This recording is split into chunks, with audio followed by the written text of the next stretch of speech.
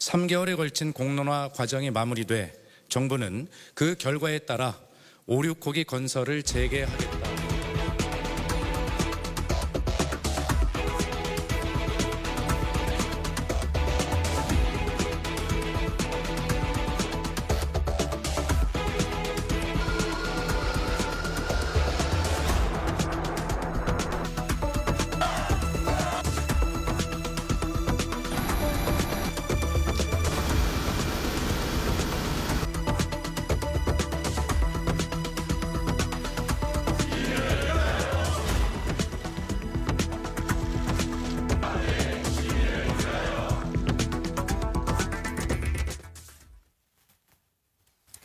안녕하십니까, 김낙권입니다.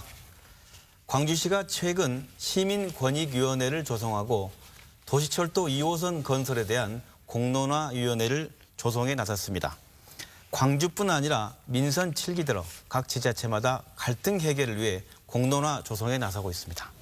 오늘은 공론화라는 게 무엇인지, 산적한 광주시의 갈등을 해결하는 데 최적의 답안인지, 그리고 공론화 시스템을 어떻게 만들어 나가는 것이 좋은 것인지, 이런 내용을 중심으로 공론하는 토론회 장을 마련했습니다. 자, 오늘 함께 하실 분들 소개하겠습니다. 먼저 카이스트 석좌 교수입니다. 바이오 뇌공학과와 미래학의 창시자인 카이스트 이광영 교수님 나오셨습니다. 네, 감사합니다. 이어서 요즘 참 바쁜 분입니다. 공론화의 틀을 만드는 중책을 맡고 계신 광주광역시 시민권익위원회 최영태 위원장님 나오셨습니다. 안녕하십니까. 이어서 공론화하면 떠오르는 신고리, 원전 갈등 문제를 직접 공론화위원회에 참여해 해결하신 강원대 사회학과 김원동 교수님, 멀리 춘천에서 오셨습니다. 예, 반갑습니다. 네. 끝으로 커뮤니케이션을 전공하고 우리 지역 공론화에 대한 다양한 의견을 제시해 주실 전남대 신문방송학과 유종원 교수님 나오셨습니다. 네, 반갑습니다. 네, 최근 공론화가 이슈가 되고 있는데요. 먼저 그 시민권익위원장으로서 조만간에 지금 공론화위원회를 구성하셔야 될 네. 최영태 교수님께 여쭙고 싶은데요. 공론화 어떤가요? 공론화가 무엇인지 시민들에게 한마디로 설명하신다면 어떻게 얘기할 수 있으실까요? 네, 이 부분에 대해서는 세 분이 더 전문가이신데 저한테 질문을 먼저 주셨으니까 듣도록 말씀드리면, 하겠습니다. 그러면 네. 공론화라는 것은 어떤 정책을 결정하기 앞서 일반 국민들이 모여서 의논하고 공론을 형성하는 그런 과정이라고 볼 수가 있겠습니다. 그래서 공론화는 일반 여론조사와 비교할 때 사람들이 모여서 함께 논의하는, 즉 수기 과정이 있다는 것이고, 그래서 공론화는 결과 못지않게 이 과정을 중시하는 그런 의사결정 과정이라고 할 수가 있겠습니다. 네, 짧게 요약해서 말씀해 주셨는데 이광영 교수님 어떻습니까? 공론화라는 게 지금 우리가 생각하는 이런 공론화가 어떤 식으로 이해하면 좀 쉽게 이해할 수 있을까요? 예, 공론화를 좀 이제 넓게 보는 면도 있고요. 저는 네. 좁게 볼 수도 있다고 보는데, 저는 일반적으로 좀 넓게 좀 해석을 하면은, 대한민국의 헌법의 1조 1항에는 대한민국은 민주공화국이다 되어 있습니다. 네. 민주공화국이라는 것은 주권이 국민에게 있고 또 국민의 뜻을 받들어서 정치를 한다, 이게 돼 있거든요. 그런데 이제 국민의 숫자가 너무 많기 때문에 이제 대의민주주의를 채택하고 있지 않습니까? 그 대의민주주의 채택하다 보니까 그 권력을 위임받은 사람들이 이제 중요한 결정을 하죠. 그런데 위임받은 사람들이 만능이 아니잖아요. 절대적으로 모든 걸 잘할 수 있지 않습니까? 예. 그걸 보완하는 방법으로 이제 주민들이 직접 참여하는 이제 공론화가 이제 필요하게 된 거죠. 그래서 공론화를 이제 좀 넓게 해석을 하면은, 공론화라는 거는 그 국가나 또 지방자치의 중요한 이슈를 폭넓게 사람들이 많이 참여해서 의사결정하는 것이기 때문에, 뭐 언론도 일종의 공론화 과정이고요. 네. 우리 지금 토의하는 것도 공론화 과정이고, 이런 토론장도 공론화다. 공론화 과정이고, 네. 우리가 지금 얘기하는 공론화위원회 구성해서 하는 것도 공론화 과정이고, 설문조사하는 것도, 여론조사하는 것도 공론화 과정이고, 또 국회에서 청문회 하는 거 있지 않습니까? 그런 것도 이제 공론화의 한 과정이라고 생각합니다. 그래서 민주공화국에서는 공론화하는 것은 지극히 당연한 일이라고 생각해서 해야 될 일을 하는 거군요. 네, 그렇게 생각합니다. 우리 김원동 교수님 어떻습니까? 네, 전 두 분께서 공론화 자체에 대해서 이미 수상하게 말씀을 해주셨기 때문에 신고리 5, 6호기 공론화위원회가 어떻게 출범했는가 배경 조금 말씀드리는 게 또 보완이 되지 않을까 싶습니다. 네. 잘 아시는 것처럼 신고리 5, 6호기는 이제 원자력 발전소에 관한 겁니다. 그래서 우리나라 전력 공급의 한 30% 정도를 우리가 이제 원자력에 의존하고 있다 보니까 관심이 굉장히 비중이 큰 거 아니겠습니까? 그래서 그 이후에 일본 후쿠시마 원전 사고 나면서 이 안전성에 대해서 굉장히 관심이 높아졌고 또 그러다 보니까 아마 영향이 있었을 겁니다. 지난 대선 과정에서 지금 문재인 당시 대통령 후보가 내가 대통령 당선이 되면 신고리 5, 6호기 원자력 건설 중단하겠다. 이걸 선언을 공약을 한 거죠. 자, 그리고 대통령 되고 나니까 이게 사실은 그렇게 간단한 일이 아니었습니다. 그래서 배경은 나중에 다시 말씀드리고요. 네. 그러면 국민 의견을 골고루 한번 물어보자. 어떤 방식으로. 그게 조금 전에 두 분 말씀하신 공론화 방식으로 한번 이 국민들의 그 합리적인 의견을 한번 도출해보자. 그러기 위해서는 이제 위원회를 출범을 시켜서 공론화 과정을 전체적으로 설계하고 관리해 나가면서 이 공론을 도출해내는 게 합리적이지 않겠느냐. 그래서 작년 7월에 공론화위원회가 출범을 했고 한 3개월간 활동하면서 이제 공론을 도출해낸 거기에 중간 역할을 했다고 말씀드릴 수 있겠습니다. 네, 결국 그 민주주의를 실현하고 그 한 과정이 어떻게 보면 공론화인 것인 거네. 역사적인 흐름도 있을 것 같은데 교수님 의견은 어떻습니까? 예, 좀 전에 이 교수님께서랑 큰 광의의 공론화 말씀을 하셨는데 저는 조금 그걸 좀 좁혀보고자 합니다. 우선 민주주의 말씀하시는데 민주주의라는 게 말 그대로 국민이 주인이라고 하는 것입니다. 시민이 곧 주인이라는 것이죠. 그리고 주인은 모든 의사결정의 최종적 담지자이기 때문에 이 국민은 의사결정과 관련된 우선 전제 조건이 모든 정보가 여과 없이 나에게 다 충분한 정보가 제공돼야 합니다. 첫째로는. 그다음에 이제 두 번째로는 그런 것들이 이 정보 제공과 함께 충분한 수기와 토론 과정이 있어야지 민주주의라고 할 수 있는 거죠. 원래 직접 민주주의의 핵심은 바로 그것입니다. 그래서 충분한 정보 제공 그리고 그것에 기반한 토론이라고 하는 것이죠. 근데 아까도 말씀하셨습니다마는 그게 이제 시간이 가면서 대의제 민주주의로 바뀌었고 그 역할을 우리가 뽑은 대표들이 그 일을 대신하게 됐죠. 그리고 우리들은 이제 그 역할의 일부를 언론이라는 제도권 언론이라고 하는 것을 통해서 이제 여론 형성으로 그 역할을 대신해 왔는데 사실은 시간이 지나면서 이제 하버마스나 이런 분들이 지적한 것을 보면은 언론이라고 하는 것은 충분한 정보를 제공했음에 충분하고 균형 있는 정보를 제공해야 하는데 그것이 이제 시간의 감에 따라서 여러 가지 이유로 균형 잡히지 못한 정보가 들어오게 되고 또 그걸 수용하는 이 국민들도 언론에 대해서 이 가져온 정보를 적극적으로 수용하지 않고 이런 이제 과정을 겪으면서 60년대 들어서 하버마스 같은 사람들은 이제 공론장의 회복, 다시 말하면 직접 민주주의에서 했던 토론과 수기, 충분한 정보 이런 얘기들을 재론하게 됐고 그런 것들을 통해서 이제 70년대에 들어서면 독일에서는 시민 배심원단 제도 같은 것들을 쓰게 됐고 덴마크 같은 데서도 80년대 들면은 이 직접 민주주의 정신을 일부 활용한 합의 구성 회의라고 하는 것들을 도입해서 이 정치에 활용해 왔습니다. 우리나라도 제가 알기로는 2003년에 사패산 터널 문제라든지 2005년에 부동산 그 규제에 관련된 것들 그리고 최근에는 2013년에 사용 후 해결료 재처리 문제 같은 것들을 공론화위원회를 통해서 시도를 했습니다마는 어떤 것들이 시작하기도 전에 또 어떤 것들이 시작은 했지만은 그 결과에 대해서 시민사회나 국민들이 승복하지 못한 그런 사례들이 있었습니다. 제가 생각할 때 좀 최근의 사례를 들면은 네. 신고리 이 경우는 아까 교수님이 말씀하신 것처럼 문재인 대통령이 대선 때 공약과 관련해서 그걸 갖다가 혼자서 결정하기가 부담스러우니까 국민에게 이제 묻는 거잖아요. 그다음에 대입제도의 경우도 이제 국가가 그걸 결정하기가 곤란하니까 국민들에게 물어본 것이고. 네. 그다음에 지금 아직 시행은 안 됐습니다. 부산 같은 경우도 BRT 문제를 가지고 이제 공론화에 붙인다고 하는데 그 부분은 이제 이 전 시장이 BRT 부분을 했는데 선거 때 현 시장이 BRT를 중단시키겠다. 근데 선거가 끝나고 나서 그걸 혼자서 결정할 수가 없으니까 또 BRT를 계속해야 한다는 주장을 한 상인들이라든가 있어서 그걸 갖다 다시 시민들에게 묻겠다라는 것이고 제주 같은 경우는 국제병원과 관련해 가지고 찬반이 팽팽하게 맞서 있거든요.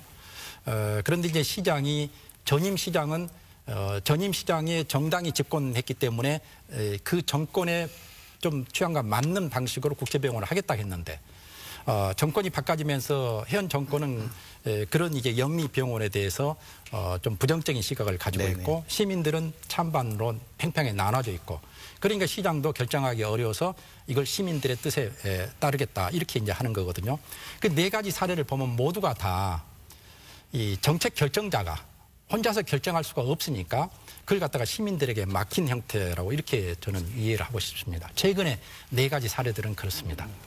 또 우리나라 지금 말씀하셨던 그 몇 가지 사례 중에서 특히 그 제주 녹지병원 같은 경우, 녹지국제병원, 네. 영리병원은 또 처음이잖아요, 그렇죠? 네. 그러니까 이제 이게 큰 선례가 제주도의 문제만이 아니라 사실은 전국적인 문제가 될 수가 있고, 그러다 보니까 오히려 더 이제 관심들이 많이 쏠리는 것 같기도 하고요.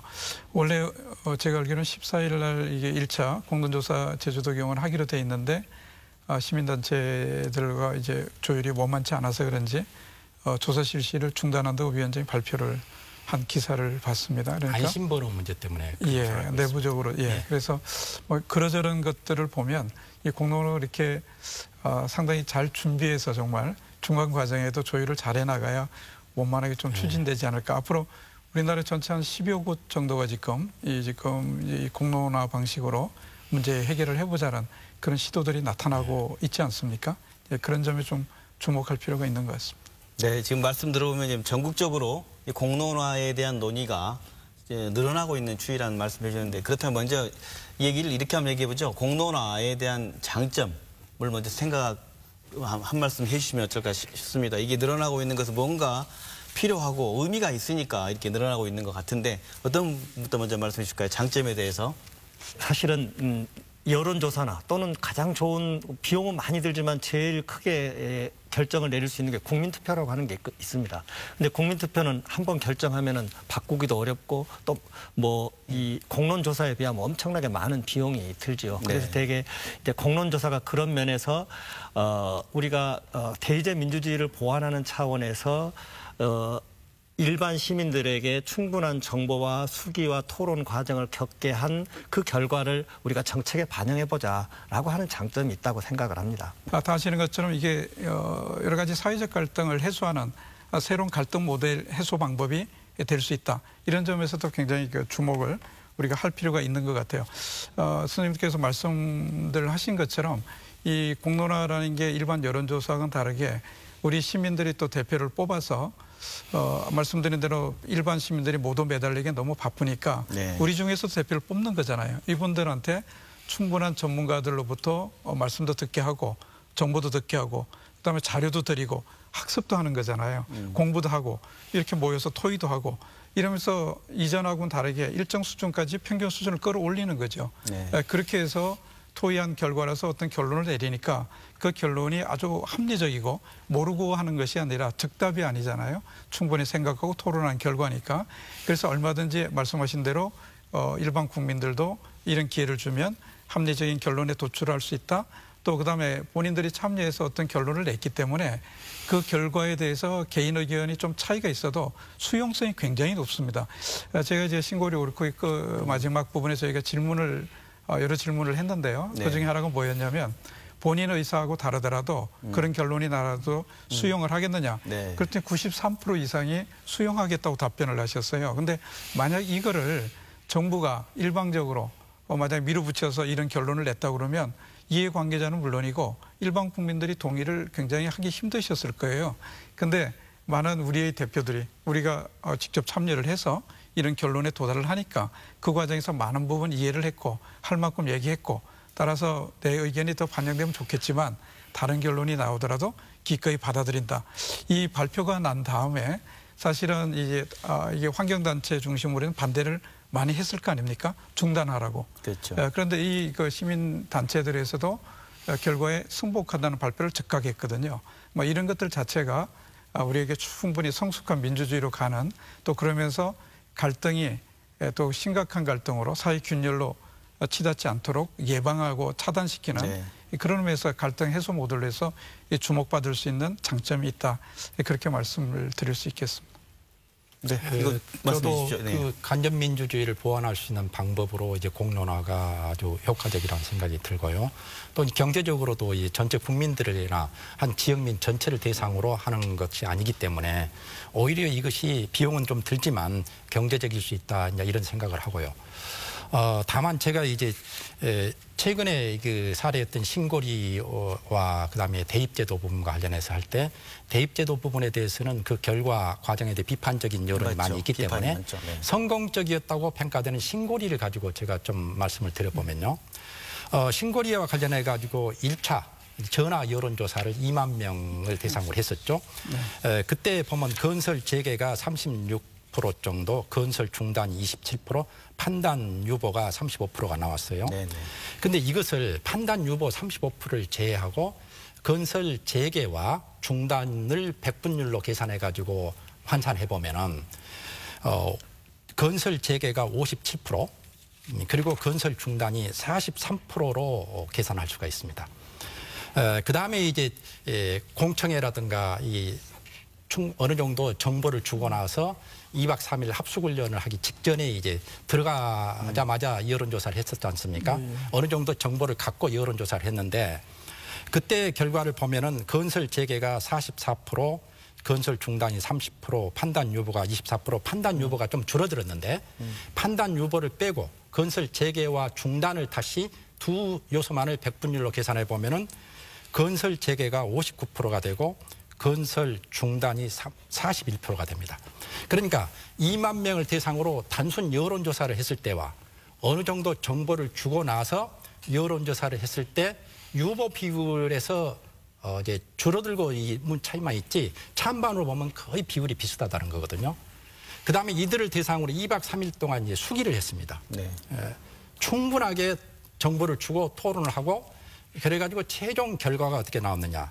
이제 판단 유보를 제로로 하고 계산을 했을 때 건설 재개가 59.5%, 건설 중단이 40.5%가 나왔습니다.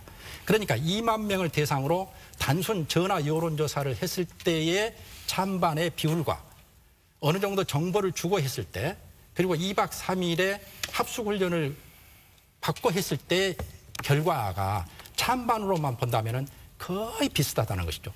2% 내의 차이밖에 없습니다. 이것은 긍정적으로 해석하면은 바로 여론조사, 단순 여론조사로 봤을 때 위험하다는 인식을 갖고 있는 사람들에게 이렇게 수기를 했어도 비슷한 결과가 나왔거나 그러므로 해서 수용성을 훨씬 높일 수 있는 동의하는 말씀이죠. 그런 어떤 해석을 할 수가 있고 또 이제 다르게 해석하는 사람들은 단순 여론조사나 이렇게 수기를 했을 때나 결과가 비슷하게 나온다면은 매사를 이렇게 수기로 하는 것도 낭비적이지 않느냐 또 이렇게 이제 얘기가 될 수도 있는 그래서 신고리 비교가 성공적이라고 판단되는 이 부분에 대한 평가가 이렇게 여하튼 저는 이것을 계산해보고 일반 전화 여론조사와 수기 결과 여론조사 이렇게 비슷할 수가 있느냐 그게 좀 깜짝 놀랐습니다. 위원장님께서 신고리 공부를 굉장히 많이 이미 하셨네요. 제가 좀 답변을 드려야 되겠네요.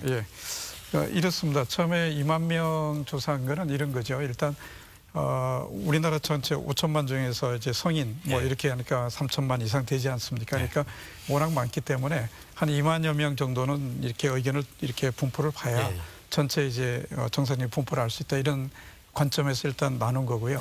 그다음에 아까 판단 유보 찬성 그다음에 그 반대 뭐 이렇게 중단이 있지 않습니까? 이 비율이 그대로 이제 샘플 그 표집을 그러니까 시민 대표단이라고 하는 2만 명을 다 조사 못하니까 이 한 500여 명을 다시 거기서 추린 거죠. 근데 이 과정이 그 비율을 유지합니다. 그러니까 왜 유지하느냐? 일단 2만 명에서 이제 500여 명 이분들한테 대상으로 해서 이제 수기 과정을 거치잖아요. 이게 공론화의 핵심은 수기 조사 과정이 있고 하나는 이제 말씀하신 대로 이 수기 과정이 있단 말이죠. 그러니까 수기 과정에서 실제로 아까 우리 얘기했던 그런 것들이죠. 정보도 드리고 전문가 얘기도 들어보고 토론도 해보고 이런 과정을 거쳐서 어떤 그 태도 변화가 있는가를 보는 거죠. 그러면 이제 관점에도 변화가 생길 수 있고 의견에도 달라질 수 있다. 자, 그래서 여기서 이제 생각해 볼 수 있는 것이 우선은 처음에 잘 모르는 상태에서 다 여쭤봤더니 30% 이상이 그때 그 유보적인 태도를 보였단 말이죠. 근데 마지막 질문에서 여전히 유보항을 놔두고 물어본 것도 있고 유방을 빼고 물어본 것도 있거든요. 근데 유방을 놔둔 상태에서도 아까 그 온라인 교육도 하고 총괄해서 수기라고 말씀드렸던 그다음에 이렇게 종합 토론을 자리에 모여서 또 2박 3일 한 다음에 봤더니 유보가 3점 몇 프로 거의 없어졌어요. 예. 그 얘기는 뭐냐면 한 3분의 1 이상 되는 사람들이 처음에는 원자력이 잘 모르잖아요. 예. 물어보니까 잘 모르겠다고 했어요. 유보라는 건 잘 모르겠다는 의미가 상통하잖아요. 그랬다가 공부를 해보니 토의를 해보니 입장이 생긴 거죠. 이건 이 수기가 갖는 엄청난 효과고 공론화가 해야 될 이유라는 거죠. 또 하나 이제 이게 그런 태도가 실제로 찬반으로 갈리는 분 중에 얼마나 왔다 갔다 했느냐. 크게 왔다 갔다 하지 않았습니다. 그런데 굉장히 중요한 우리가 또 놓치지 말아야 될 부분이 끝난 다음에 여기에 참여했던 분들하고 여러 언론사에서 인터뷰를 많이 했거든요. 한결같이 하는 말이 있습니다.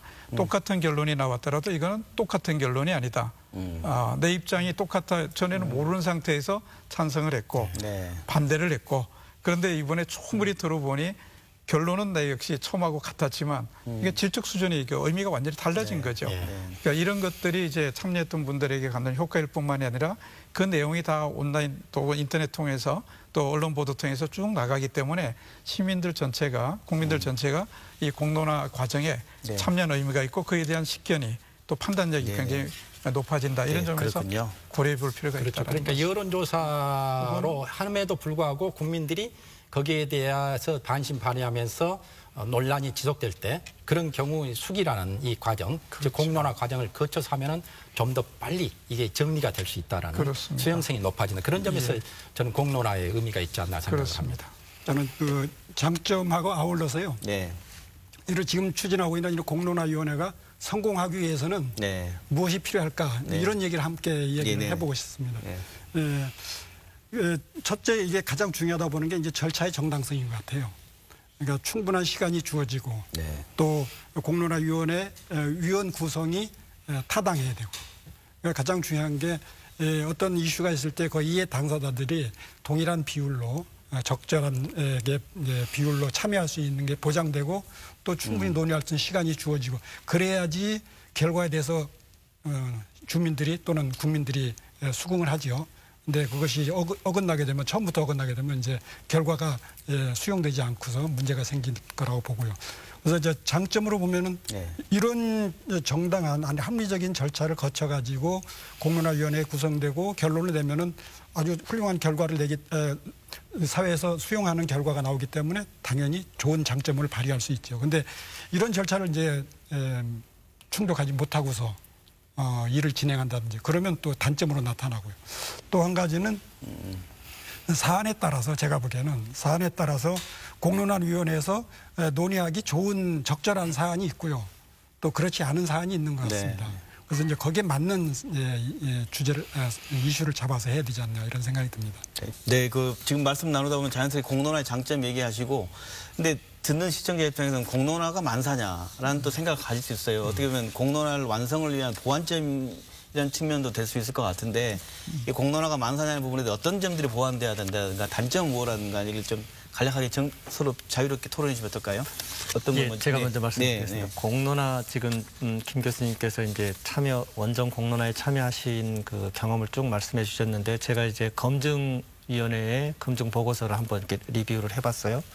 근데 2만 명의 그 이제 1차 조사의 샘플을 뽑았는데 표본을 뽑았는데 그게 이제 다른 나라에서 공론조사, 피스킨 교수가 한 공론조사 같은 데를 보면은 뭐 3,000명 그렇게 많이 안 뽑은 데가 더 많더라고요. 2만 명씩. 왜 우리나라는 이렇게 많이 뽑았을까? 생각을 해보니까 아마 이제 모집단에 대한 투정을 확실하게 하기 어려워서 2만 명을 뽑지 않았을까라는 생각을 해봅니다.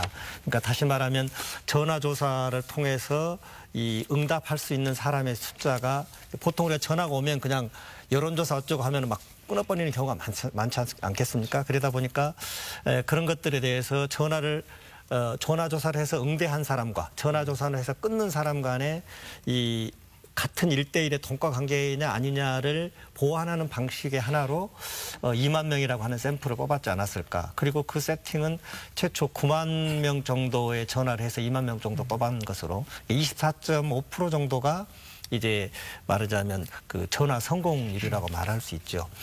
그래서 그 부분에 대해서 이제 1차적으로 이 확실하게 이 1대1의 동거 관계인지를 확인할 방법이 없고요. 그 다음에 이제 그 2만 명 중에서 다시 5천 명 남짓을 이제 이 실제 시민 참여단으로 이 수기 과정에 참여하실 의향이 있는 분들을 참여 의사만으로 골라냈고, 그리고 그 중에서 이제 500명을 뽑은 것입니다.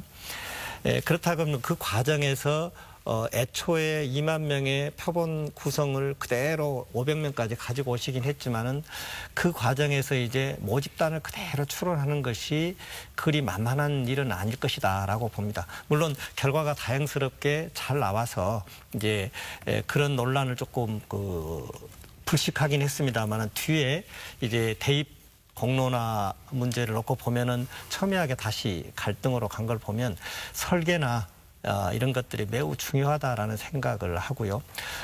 초기에 무엇보다도 그 숫자를 줄일 수 있으려고 하면은 충분히 이 공론화에 대한 준비 기간이 있어서 전체 시민들이나 국민들이 공론화에 대한 각성을 높이 갖고 있어야만 이게 성공률이 높지 않겠는가, 그런 생각을 해봅니다. 네.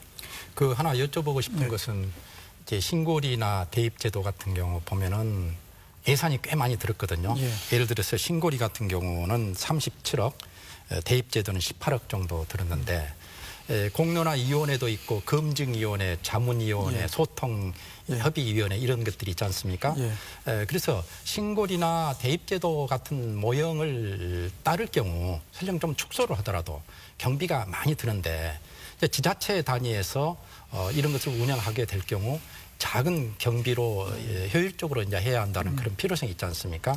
그랬을 경우 경험상 이런 검증위원회나 자문위원회, 소통협의위원회가 있는데 이런 부분들을 지자체에서 한다면 어느 정도로 이것을 운영을 해야 신뢰감을 가지면서도 효율적으로, 즉 경비를 적게 들고 할 수 있을까? 그 부분에 대해서 좀 말씀을 들어보고 싶어요. 두 사례는 굉장히 전국 단위로 하다 보니까 예산이 많이 들었잖아요.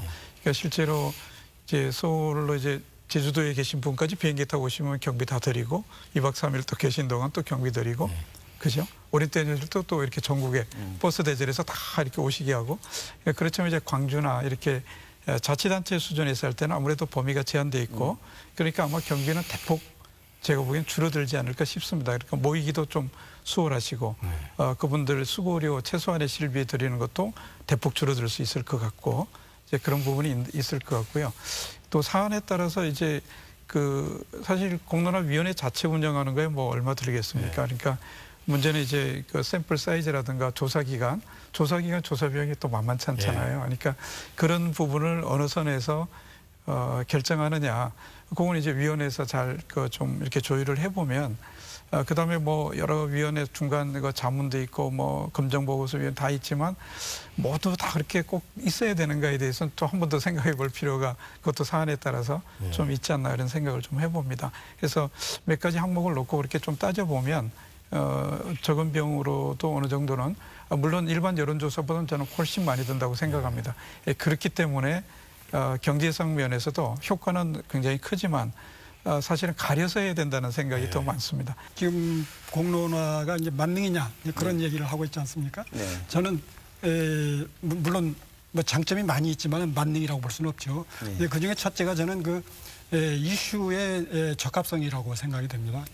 이슈에 따라서 어떤 이슈는 공론화위원회가 그러니까 몇 개월의 수기 기관을 거쳐가지고 그 문제의 본질을 충분히 이해할 수 있는 그런 정도의 난해한 수준인지 그걸 봐야 되는 거죠. 그래서 사안에 따라서는 몇백 명이 모여가지고 3개월 논의하고 했지만은 이해가 잘 안 된다. 그러면 그런 일을 하면 안 되겠죠. 그런 거는 이제 공론화위원회에서 하면 안 될 거고. 또 한 가지 주의할 것이 또 하나는 이제 파퓰리즘에 영합할 수 있는 그런 가능성이 있는 이슈는 또 대중 영합적인 것들, 그런 거는 또 피해야 되지 않을까, 이런 생각을 해봅니다. 그래서 만능은 아니다, 이런 생각입니다. 네, 지금 말씀 나누다 보면 저희가 이제 광주가 선택하는 공론화에 대한 지혜를 얻기 위해서 오늘 토론하고 있는 건데 위원장님께서 지금 당장 권익위원장으로서 공론화위원회를 구성하셔야 되고 그중에 예. 첫 번째 주제가 지금 도시철도 2호선입니다. 예. 이게 한 16년 정도 예, 광주가 그렇죠. 끌어온 이슈이고 이 얘기를 통해서 한번 서로 우리가 답을 한번 구체적으로 이어갔으면 좋겠습니다. 어떻습니까? 신고리나 대입제도처럼 중간 과정, 예를 들어 공청회라든가 1박 2일의 수기 과정을 거치게 될 경우 거기에 참여하는 한 300여 명 예를 든다면 이들의 신분이 전부 노출될 수가 있다는 것이죠. 그랬을 때 이 첨예한 이해관계를 가진 주제에 대해서 신분이 노출된 속에서 어떤 측들에서 그들을 상대로 로비를 할 경우 이건 또 이제 매우 복잡한 문제로 야기될 수 있는 그래서 이 방법이라든가 시기와 관련해 가지고는 또 지역의 어떤 특성에 맞는 그런 고유의 모델을 만들 필요가 있다는 생각이 들고요. 그래서 만약 중간 과정을 생략할 필요가 있다면은 또 시기도 기간도 조금 더 단축될 수가 있는 것이고 그래서 이 보안 문제라든가 이런 부분들을 어떻게 해결할 것이냐 하는 문제도 이제 지역 단위에서는 고민거리라고 이렇게 이에 대해서 이 도시철도 2호선의 주제 적정성이라는 수기기관, 시민대표 구성 이거에 대해서 혹시 의원들이 있으시면 좀 조언을 구하신 것 같기도 합니다. 위원장님께서 좀 꼭 그 문제에 대해 국한되지 않더라도 말씀해 주시면 고맙겠는데 먼저 어떤 분께서? 저는 그 좀 원론적인 검토가 이미 하기로 다 결정됐으면 또 제가 이 부분 원론 필요 없고요. 만약에 재론의 여지가 있으면 예를 들면 이제 아까도 말씀드린 연장선상에서 이게 대의제에서 하는 거니까 우리가 그 대의기구들을 만들고 자치단체장 포함해서요. 만든 이유는 직업으로서 최선을 다해서 여러 가지 여론도 살펴보면서 또 전문가 의견도 들어보면서 나름대로 관료들을 지휘해 가면서 결론을 일을 처리하라는 거잖아요. 그래서 그런 관점에서 보면 과연 이번 사안도 그것이 그 자치단체장의 어떤 곤혹스러움에 따른 책임 회피용이냐 아니냐에 대한 검토가 우선 냉정하게 있어야 된다는 게 제 생각이고요. 그렇지 않겠습니까? 그러나 또 공론화가 굉장히 중요한 그 장점들이 많이 있으니까 이게 그러면서도 상당한 기회비용, 아까 그 예산도 말씀하셨잖아요. 신인고리 오리코기 포함해서 대입제도도 한 22억 이렇게 보면 그보다 적다고 해도 만만치 않잖아요. 그러니까 이런 기회비용을 우리가 감수하고라도 이 주제를 공론화의 주제로 삼아서 추진해 나갈 것이냐. 여기에 대한 원론적 검토를 꼭 한번 해볼 필요가 있다는 게 첫 번째인 것 같고요. 그다음에 만약에 그런데 한다 그러면 이제 의견이 나눠져서 이제 했을 때 아까 신분 노출 말씀을 하셨잖아요. 이거 사실 지난번 신고리 할 때도 이게 좀 신경을 많이 썼던 부분입니다. 그러니까 전국에서 하지만 이게 원전 둘러싸고 워낙 이해관계 이것도 첨예하다 보니까 로비 대상이 될 수 있다. 그래서 천안 개성원이라는 곳 들어가면 앞에 막으면 들어도 못 오고 다른 사람도 출입하기 힘들게 좀 이렇게 좀 어떻게 보면 외진데인데요.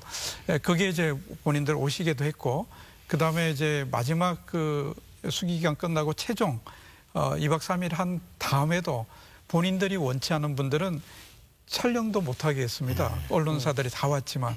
그래서 이거를 이제 부표를 두 갈래로 나눠서 촬영이 가능한 분들하고 아닌 분들하고 나눠서 그러니까 이건 그만큼 보안에 신경을 썼다는 말씀을 드리는 건데요. 그런 필요성이 있다면 분명히 여기서도 이 문제를 검토를 어떻게 하면 이분들 보안을 이 광주라는 이 제한된 지역에서라도 할 수 있는 방법이 뭘까 이걸 짜내야 될 것 같고요. 전국에서 온 분들이니까 비교적 어떻게 보면 이런 면에서는 또 수월한 부분도 있었습니다. 한 곳에 모여서 진행을 하면 되니까 말이죠. 또 하나는 이제 이런 게 있어야 될 것 같아요. 수기가 제대로 되려면 이 주제를 가지고 지금 이해관계가 갈린다고 그러셨으니까 이 두 갈리는 이해관계 특히 집단을 대변할 수 있는 공신력 있는 단체들이 있느냐를 점검하는 게 중요할 것 같아요.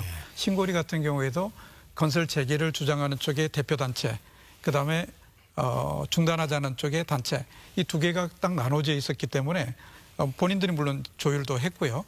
그래서 이분들한테 이제 시민 참여들한테 정보 자료를 줄 때도 객관적 정보를 드려야 될 거 아닙니까? 그러니까 그런 자료집을 만드는 과정에서도 양쪽 진영에서 그쪽의 전문가들을 다 동원하고 그다음에 그거를 위원회에서 중재하면서 객관적 정보가 되게끔 만들어서 드리고 강의도 똑같죠. 그러니까 양쪽에서 전문가들 얘기를 듣더라도 똑같은 제한된 시간에 제한된 장소에서 제한된 주제로 서로 쌍방간의 주의 주장을 할 수 있게끔 위원회가 그 역할을 감당을 해주면서 실제로 시민 참여자들이 그걸 보고 답변을 할 수 있어야 되니까 일단 이해관계자 집단이 명확한가, 그다음에 그걸 대변할 수 있는 집단이 있는가, 있다고 하면 그 집단의 관계를 논리적으로 합리적으로 필요성을 설명해 주는 전문가 집단이 있는가. 그러니까 이 두 집단과 위원회가 끊임없이 소통하면서 자료집도 만들고 그런 장도 만들어주는 이런 노력을 꾸준히 해나가야 나중에 아까 우리 얘기 나왔던 그 수용성 실컷 했는데요. 그래서 끝이다 나와봐야 동의하지 않는다 이러면 곤란하잖아요. 그 과정을 공정하고 객관적으로 꼭 진행을 하셔야 아마 결과도 굉장히 고무적으로 수용이 되지 않을까 하는 생각이 듭니다. 예, 지금 이제 김 교수님께서 좋은 말씀을 해주셨는데 저는 그 앞부분에 최종 말하자면 시민 참여단을 선정하실 때의 방식이 조금 고민을 해보셔야 될 게 있다라고 생각을 합니다. 저는 이제 우선 수기 기간이 이렇게 짧아서는 제대로 된 결과가 나올 수 없다는 쪽에 가깝거든요. 왜냐하면은 신고리 쪽의 그 보고서에 봐도 독일이나 일본의 사례를 보면은 준비 기간만 일본의 후쿠시마 원전도 1년. 그 다음에 독일의 경우에는 1년 7개월의 준비 기간을 거쳤다고 하는 걸 제가 봤습니다. 근데 왜 이렇게 수기 기간이 길어야 하냐면 충분히 지역 사람들이나 국민들에게 이 문제의 중요성을 다 깨닫도록 하는 과정이 굉장히 중요합니다. 그것이 곧 뭐냐면 보안 문제라든가 그다음에 편파성, 비용 문제하고 다 관련이 있습니다. 네. 말하자면 광주 시민들에게 지하철 문제를 가지고 전화 조사를 할 때 누구든지 내가 시민 참여단으로 참여할 수 있겠다 할 정도의 이 문제가 굉장히 중요한 이슈다라고 하는 것을 각성을 시키면 네. 훨씬 더 이 샘플 뽑기가 쉽고요. 그렇지 않으면 대부분 어떻게 되냐면 난 모르겠어 하고 전화 끊고 직접 내가 지하철 2호선과 이해관계에 있는 사람들만 나 그거 할래 라고 할 가능성이 얼마든지 있는 거죠. 그렇게 해서 한 300명 뽑아놨다고 그러면 조금 지역사회에서 표본 자체가 편포된 형태로 편파적인 형태로 구성될 가능성이 매우 높습니다. 그러면 이제 결국 그 자체의 참여도를 수용성을 떨어뜨리는 결과가 되겠죠. 그리고 비용도 마찬가지입니다. 시민들이 이제 그런 이 지하철 문제의 이 이슈가 굉장히 중요하다는 것을 깨닫는다고 하면 사실은 큰 비용을 들지 않고서도 훨씬 적은 비용으로 내가 기꺼이 거기 가서 내 의견을 얘기하겠다. 이렇게 조금 더 강하게 간다면은 아예 무료로 나는 봉사하겠다. 그 문제만큼은.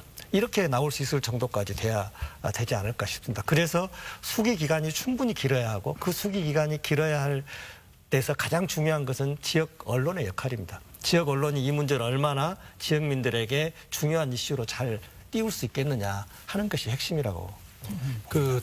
신고리의 경우 이제 1차 여론조사로부터 최종 결론이 날 때까지 기간이 한 50여일 정도 되고 대입제도는 40여일 정도 되는데 우리 유종현 교수님이 말씀하신 대로 그런 절차에 들어가기 전에 준비 과정, 그러니까 이 강주 시민들이 이 지하철 문제에 대해서 혹은 대안 문제에 대해서 충분한 토론이 이루어지고 이런 문제에 대한 그 주제의 중요성 이런 부분들에 대한 인식이 높아진 속에서 바로 그 절차에 들어가는 게 중요하다 이런 말씀을 하셨거든요. 그렇습니다. 그래서 이제 고민이 바로 시기 문제입니다. 기한 문제라든가 이런 것들. 예를 들어서 이 문제가 이 준비 기간을 충분히 둬서 어느 정도 이 부분에 대해 시민들의 여론이 형성된 속에서 찬반에 대한 견해가 잡히고 이 상태 속에서 이제 본격적인 절차에 들어가는 부분인데 지금 강주의 경우는 그 시간과 관련해 가지고 이 양쪽의 견해차가 너무 크기 때문에 사실 이걸 어떻게 진행시켜 갈지 대단히 좀 고민스러운. 그 점에 대해서 제가 좀 덧붙이면은요. 갈등이 존재하면은 이건 해결해야 됩니다. 그렇죠. 해결하는 수단이 여러 가지가 있는데 그중에 다른 것 비해서 공론화위원회를 통해서 해결한다면 수용성이 잘한다면 수용성이 높아지기 때문에 좋은 방법이라고 생각하는데 이때 이와 같이 이제 좋은 방법을 사용할 때 이 사업의 규모를 보면은요. 지금 광주 지하철은 조 단위 아닙니까? 2조, 3조 막 그렇지 않습니까? 이거에 비해서 이 큰 돈에 비해서 이건 공론화위원회가 운영하는데 돈 몇억 든다, 몇십억 든다 이건 아무것도 아니에요. 그리고 시간 한 달 준다, 3개월 준다, 6개월 준다 이건 아무것도 아닙니다. 그래서 지금 투입되는 이 공론화위원회 비용 같은 시간은 너무너무 적은 이 전체 예산에 비해서 적은 거기 때문에 너무 아깝게 생각하지 말고 충분히 수기하고 좋은 결론 내는 데 중점을 둬야지 지금 작은 돈 아끼려고 할 필요 없다 이런 생각이 듭니다. 이제 그 집행자들이 이제 어떤 생각을 이건 갖는지가 중요하겠죠. 제가 시장님한테 하는 얘기입니다. 만약에 여기에서 시작할 때부터 기간이 짧다, 구성이 잘못됐다 하면은 수용성이 떨어질 거고 이 갈등이 해결이 안 될 가능성이 많지 않습니까? 예, 저도 이 교수님 말씀, 두 분 말씀 전적으로 동의하는데요. 지금 단위가 굉장히 크네요. 몇 조씩 그렇죠. 투입되는 이런 큰 사업인데 그렇다고 그러면 수기 기간 충분히 가져야 된다. 이제 그런 생각이 들고요. 더군다나 이게 지금 그 분위기가 이 사안에 대해서 관심도가 이해관계 집단 빼고 일반 시민들까지 확산이 안 돼 있다면 이게 소통이 두 가지 갈래로 이루어져야 될 것 같거든요. 그러니까 전체 광주 시민을 대상으로 한 소통 부분이 하나 있고 또 하나는 이제 시민 참여단 만들어지면 그쪽 집단하고 그죠? 또 그에 파생된 대표 집단들하고 뭐 큰 틀은 그럴 텐데요. 특히 전자 부분에 대한 분위기가 없으면 시민 참여단 구성이 잘 된다는 보장이 없다라는 거죠. 왜냐하면 별로 관심이 없어요. 말씀하신 대로 전화 끊습니다. 받아도. 네. 관심이 없으니까. 그래서 저희 신고리 같은 경우를 조금 더 말씀드리면 그 경우에도 그랬습니다. 그러니까 위원장 소통 채널을 대외적 소통 채널 일단 위원장으로 혼선을 줄이기 위해서 하자 뭐 이렇게 돼서 위원장이 이제 위원회 의견이나 또 조금 관계자들하고 다 의견 모아가지고요 여러 TV 라디오 방송 그다음에 온라인 곳곳에 다니면서 계속 얘기했습니다. 그거 계속 보여주고요. 온도를 높이는 거죠. 그렇죠. 그걸 이제 올려놓고 예컨대 시민참여단 모집이 있습니다. 예컨대 꼭 전화 오면 받아주시고 이렇게 참여해 주세요. 라든가 뭐 길게 안 하더라도요. 그다음에 토론에 이런저런 데서 나가셔서 계속 얘기를 혼자 하시기 힘드시면 나눠서 해도 되죠. 사실은. 그러니까 이제 여기 MBC에도 오셔서 하시고 계속 그 분위기를 만들어가는 형성하는 과정에 시간 투자가 필요하다라는 거. 그러면서 시민참여단을 구성을 하고 또 수기 기간을 이렇게 좀 넉넉하게 가져가 줘야 나중에 말씀하셨던 대로 지금 수용성 문제도 있고 기껏 투입해서 고생해서 했더니 거부한다. 끝나고 나서 이 곤란한 거죠. 그러니까 중간에 서로 합의가 됐으면 그런 가능성 굉장히 줄어들잖아요.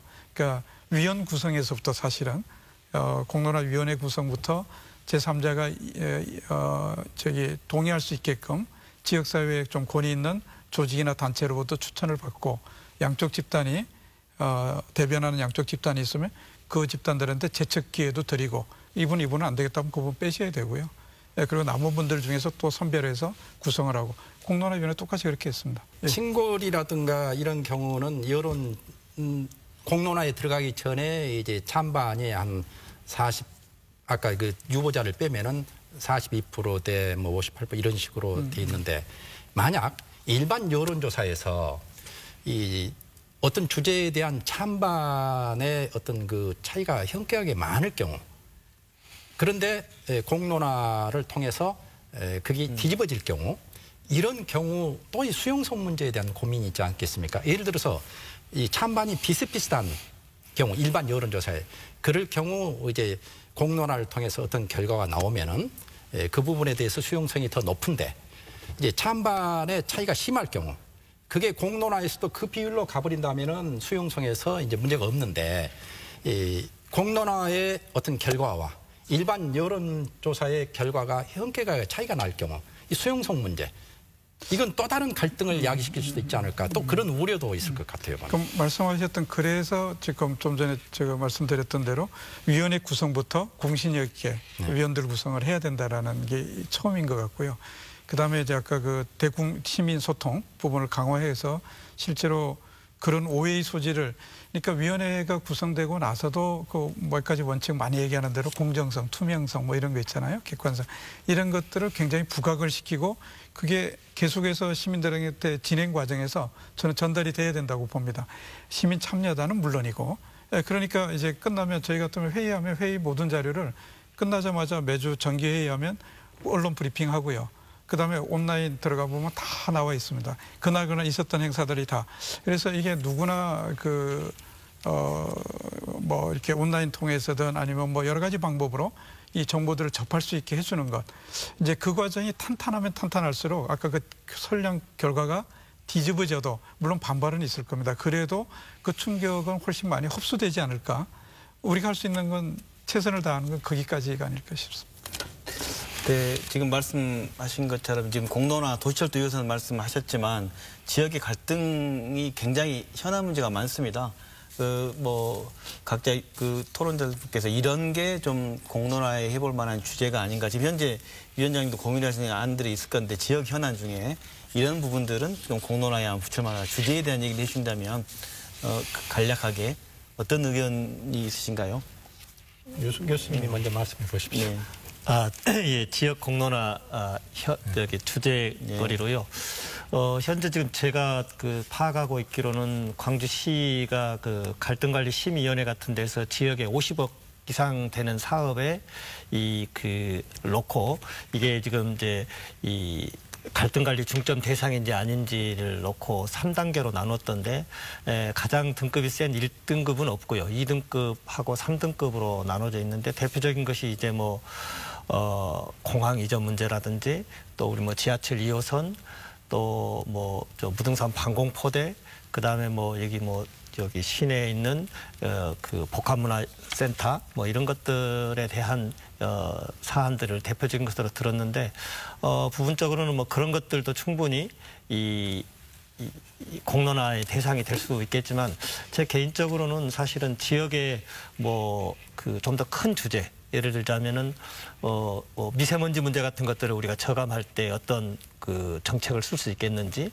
또는 지역에 지금 많이 들어와 있는 다문화 가정들에 대한 어떤 정책을 어떻게 할 것인지 이런 것들도 충분히 좀 공론화의 주제로 다뤄볼 만한 필요가 있지 않을까 그런 생각이 듭니다.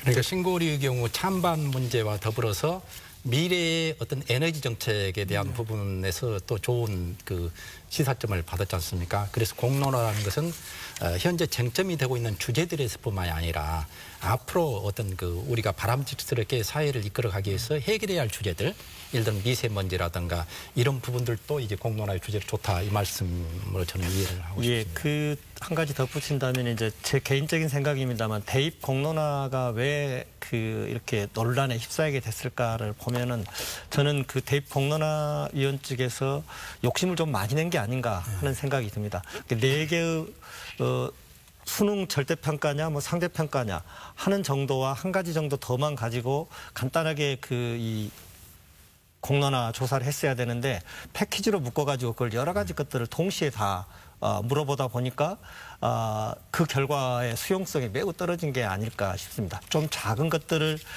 나중에 실질적으로 전문가 그룹에서 처리해야 될 일들까지도 거기 공론화에다 다 넣어가지고 그걸 한꺼번에 해결하려고 한 그런 측면이 좀 있어 보인다는 게 제 생각입니다. 네. 저도 이제 공론화 주제 선정하는 부분은 이제 권익위원회나 등등에서 좀 더 심도 있게 검토를 해야 되겠다 싶은 것이요. 실제로 이게 아까 자치단체장이나 등등이 일종의 직무유기 형태가 되면 안 되잖아요. 떠넘기듯이. 그렇죠. 또 그러나 또 동시에 정말 참여민주주의를 주민의 의견을 시민의 의견을 잘 받고 싶어서 한 건데 그게 또 곡해돼도 안 되는 거고요. 그렇기 때문에 어느 정도 투명한 어떤 이것을 공론화의 주제로 삼을 것인가를 판가름할 수 있는 일반 원칙 같은 걸 좀 세워둘 필요가 있을 것 같습니다. 그러니까 자치단체장은 이런 이유가 있을 때 이거를 공론화에 붙일 수 있다라든가 또 시민들은 이러저런 요건을 갖춘 상태에서 공론화의 필요성을 제기하면 이 의제를 공론화의 의제로 수용을 한다든가 그런 일반적인 어떤 최소한의 원칙은 만들어 놓고 거기에 준해서 사안에 따라서는 꼭 너무 고정적으로 오고 또 이렇게 되면 또 사문화될 수도 있잖아요. 그렇죠. 그러니까 좀 유연하게 하되 최소한의 뭐는 있지 않아요. 그래야 그런 논란의 소지도 좀 줄이지 않을까 이런 생각이 좀 들고요. 아까 생각이 나서 하나만 더 말씀드리면 아까 수기 과정에서 뒤집어지는 것에 대한 우려를 아까 위원장님 자꾸 하시는 것 같아서요. 실제로 조사를 저희가 해보니까 20대, 30대 경우에는 그때 중단은 처음 해보면 중단 쪽의 의견이 압도적으로 많았습니다. 그런데 수기 과정 다 거치고 나서 이쪽 팀은 완전히 바뀌었거든요. 그러니까 이건 객관적 데이터로서 그대로 다 공개되는 것들이기 때문에 그래서 투명하고 공정하다는 인식만 확실하게 시민들에게 심어주시면 너무 결과를 우려하지는 않고 진행을 하셔도 되지 않을까 하는 생각이 좀 듭니다. 네, 그렇습니다. 네, 저는 이제 공론화위원회를 활용하면 좋은 이 지역의 문제 같은 걸 생각해 보면은 저는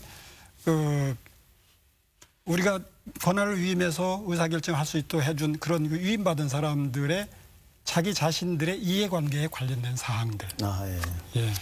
뭐 대표적인 게 지금 우리 지금 논란이 되고 있는 특활비입니다. 의정 활동 특활비. 특활비 또 뭐 특활비가 곳곳에 있잖아요. 그 사람들이 우리 위임을 받았는데 우리가 진짜 그 특활비 영수증 없이 쓸 수 있는 그 돈 쓰는 것까지 위임했는지는 아닐 거라는 생각이 들어요. 그거 지금 그 사람들이 지금 왜곡해서 사용하고 있는 권한 그런 거 특활비 공론화위원회에서 조정해 줄 필요가 있고 또 선거구 제도, 선거구 뭐 획정하는 거 있지 않습니까? 그런 것도 매년 자주 보지 않습니까? 우리 국민들의 의견하고 사뭇 다르게 자기들끼리 정해가지고 하는 거 있지 않습니까? 자기들이 자기 머리 못 깎고 또 자기들의 처우 일방적으로 올리는 경우도 있지 않습니까? 이런 거야말로 그러니까 기준을 하나 만들면 좋을 것 같아요. 의사결정해야 될 사람들이 자신들의 이해관계에 관련된 사항은 공론화를 통한다고 기준을 하나 잡으면 좋을 것 같습니다. 네, 좋은 말씀입니다. 네, 말씀 나누다 보니까 벌써 다 토론 끝날 시간이 다 됐습니다. 끝으로 한 말씀씩 간략하게 150만이 살고 있는 도시 광주라는 공동체가 공론화에 대한 고민을 하고 있습니다. 그래서 끝으로 마무리 발언으로 한 말씀씩 조언이랄까요? 듣도록 하겠습니다. 먼저 우리 어떤 분부터 말씀드릴까요? 네, 제가 말씀드릴까요? 간략하게 부탁드립니다. 광주는 이제 그 어떤 지역보다도 정치적 의식이 높은 수준의 도시라고 생각을 합니다. 이 뛰어난 높은 정치적 의식을 그동안 쭉 검증을 어느 정도 받아왔는데 사실은 지역 현안 문제에 있어서 수준 높은 정치 의식을 발휘할지는 아직 미지수입니다. 현재 지금 시행되고 있는 어떤 공론화 논의 같은 것들을 통해서 이걸 잘 설계한다면은 광주 시민의 정치 의식에 이어서 또 다른 어떤 공론 의식을 보여줄 수 있는 기회가 되기를 바랍니다. 고맙습니다. 네, 우리 김 교수님 저희는 외지에서 볼 때 이제 우리 현대사에서 5.18 광주 민주화 항쟁 운동들을 통해서 광주는 정말 민주화의 어떤 성지적인 의미가 있는 그렇게 평가를 많이 받습니다. 그래서 그만큼 시민들의 어떤 정치적 역량, 사회적 의식이 있는 대표적인 지역이고 따라서 이제 공론화도 이제 실제로 잘 주제만 선정을 하면 얼마든지 시민들의 역량으로 좋은 성과를 일궈낼 수 있을 것이라 그런 기대감을 갖고 있습니다. 네, 위원장님. 저도 이 광주가 이제 정치적 주제와 관련해서는 대단히 신속하고 또 탁월한 결정을 내리는데 일상적 삶과 관련된 주제들에 대해서는 거기에 못 미친다라는 평가를 외부에서도 하고 우리 내부적으로도 하고 있거든요. 그래서 앞으로 참여 민주주의 활성화라는 차원에서는 정치적 주제만이 아닌 일상적 주제에 대해서 좀 더 합리적이고 신속한 결정을 내리는 그런 구조가 만들어지고 이번 이 주제가 그런 계기로 발전했으면 좋겠습니다. 네, 저는 지금 이제 광주에서 현안이 되고 있는 이제 지하철 2호선 이 문제를 아주 공론화위원회를 통해 가지고 성공적으로 이 갈등을 잘 해결하시기를 기대합니다. 그런데 가장 중요한 거는 저는 여기 위원장님 계시기 때문에 만약에 위원장님께서 이것이 결론이 사회에서 수용되기 어려울 것 같은 그런 절차를 따른다든지 또 너무 급하게 서두른다든지 그럴 때는 위원장님이 결단을 하셔야 된다고 봅니다. 부정적인 결론이 나올 걸로 수용되지 않을 걸 눈이 보이는데도 밀고 나가시면은 결과는 위원장님 역할은 실패라고 생각을 합니다. 예, 알겠습니다. 명심하겠습니다. 네, 오늘 네 분 말씀 잘 들었습니다. 네, 감사합니다. 고맙습니다. 네, 하나의 공동체가 중요한 의사 결정을 하는 데 있어서 그곳에 살고 있는 사람들의 좀 더 다양하고 폭넓은 의사를 묻는 게 공론화가 아닌가 싶습니다. 이런 공론화가 잘 만들어지고 정착하기 위해서는 시민들의 참여와 관심 그리고 정확한 정보 전달 체계 무엇보다 신뢰할 수 있는 공론화의 틀이 필요해 보입니다. 오늘 토론이 민주, 인권, 평화도시 광주의 공론화 모델을 만드는 데 도움이 됐길 바랍니다. 감사합니다.